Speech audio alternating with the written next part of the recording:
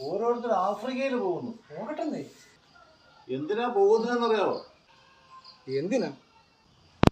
മാന്താൻ. മാന്താനോ? ഖനനം, ഖനനം, സ്വർണ്ണ ഖനനം. മാന്താൻ എന്തിനാ ആഫ്രിക്കയിൽ പോകുന്നത്? ശബരിമല ചെയ്തതുപോലെ തോണ്ടിക്കൂട്ടിയ പോലായിരുന്നു. തോണ്ടാനേ ബുദ്ധി വേണം, മാന്താൻ ബുദ്ധിയൊന്നും വേണ്ട. പക്ഷേ ഇതൊന്നുമല്ല വിഷയം. പിന്നെന്താ വിഷയം?